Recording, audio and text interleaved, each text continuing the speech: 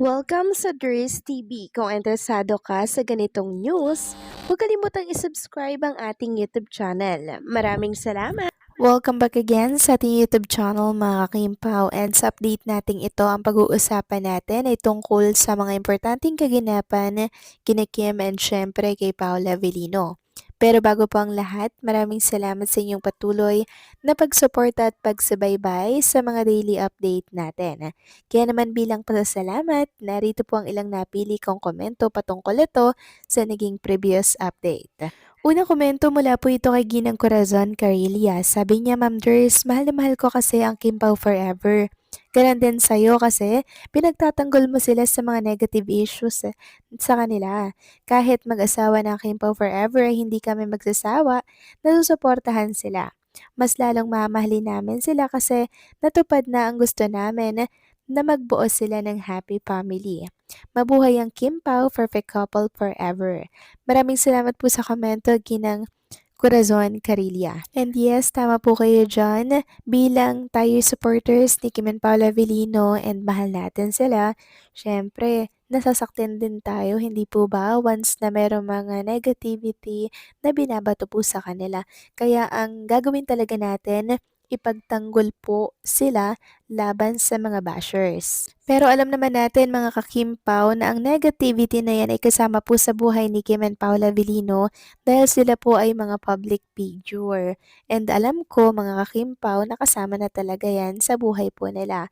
Kaya dead malamang si Kim and Paula Avellino dito, pero tayo mga fans syempre papatol at papatol tayo para ipagtanggol, 'di ba, si Kim and Paula Avellino. So ganun lang talaga 'yon. 'Di ba? And tungkol naman kay Kim and Paula Avellino na samahan, yes, kahit mag-asawa na sila, andito pa rin po tayo para suportahan ang kanilang career. So maraming salamat sa komento, Ginang Corazon Carillia. God bless po and mabuhay kayo. At ang next comment naman mula po kay Ginang Marlene Acorda. Sabi niya, Miss Joyce, nakakatuwa naman kasi nag-scroll ako sa YT. Ang OST ng Kim Pao, ang saya-saya ko. Kasi pag natutulog kami, meron kaming music. So, ang ginagawa ko, yung OST ng Kim Pao ang pinapatugtog namin. Ang ganda basta bago ako natutulog. Ang tumatatak sa akin ay ang Kim, lagi nasa isip, at Pao ay sa panaginip. Tapos natulog na ako. Basta ang ganda ng mga lyrics ng music ng Kim Pao. Ang galing naman ng gumawa. Salute ng Kim Pao, mabuhay ang Kim Pao.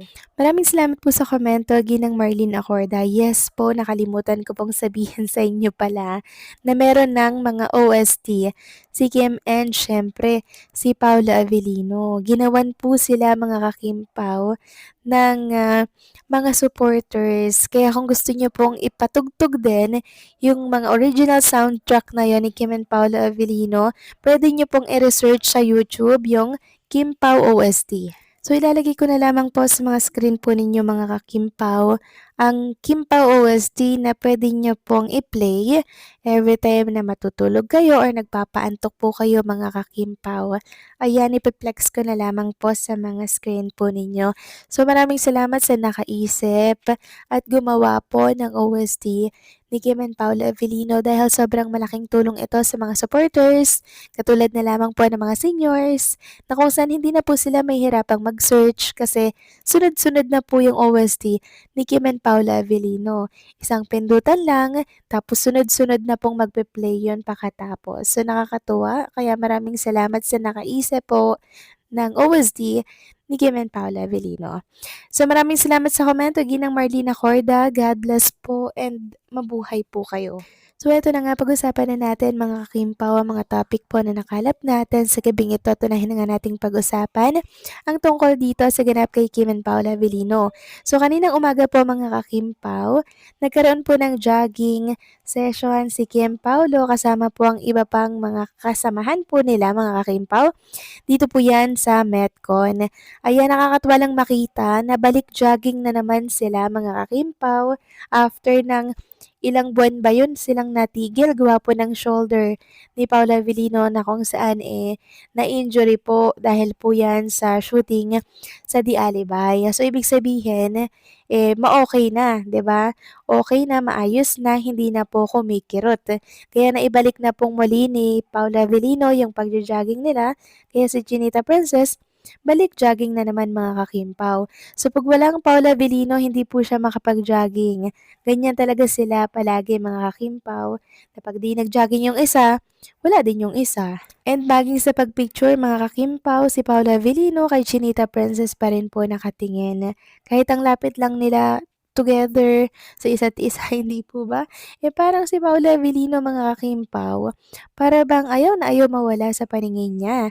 Si Chinita Princess, ayan, ilalagay ko na lamang po sa mga screen po ninyo kung gaano si Paula Avellino talaga namang ayaw mawala sa paningin niya si Chinita Princess. And syempre, ito ba yung isang picture mga kakimpaw na kung saan magkakasama sila ditong nagpa-picture, si Kim, nakaupo dyan. And the 9.83 kilometer, 288 meter yung, ano ba to mga kakimpaw, yung gain. Then, 1 hour and 2 minutes.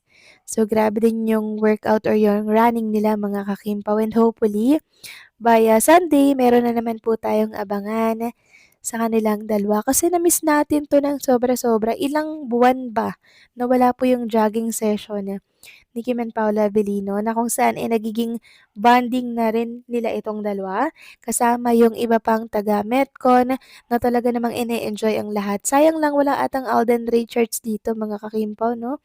Bale sila-sila lang po yung nag-jogging kanina. Pero at least, 'di ba mga kakimpaw, ang importante dito si Kim and Paula Avellino back to jogging session na naman. And hopefully, every Sunday na 'to mga kakimpaw, meron na naman tayong aabangan kasi alam natin na okay na yung shoulder ni Paolo. And after nga po ng jogging session mga kakimpaw, syempre, uminom muna sila ng malamig dyan. Nagpahinga, nag-bonding-bonding mga kakimpaw kasi sobrang haba ng tinakbo nila.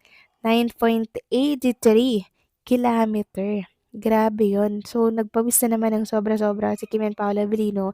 And ito talaga yung kailangan ng ating katawan na makalabas po yung mga pawis, 'di ba? Nang sa ganun, maging healthy naman tayo at maging fit na siyang kailangan ni Paula Avellino dahil sila po ay nasa showbiz industry na kung saan ang puhunan, itsura, figure ng katawan, hindi po ba? Kaya kailangan talaga yan nila Kim and syempre ni Paula Avellino.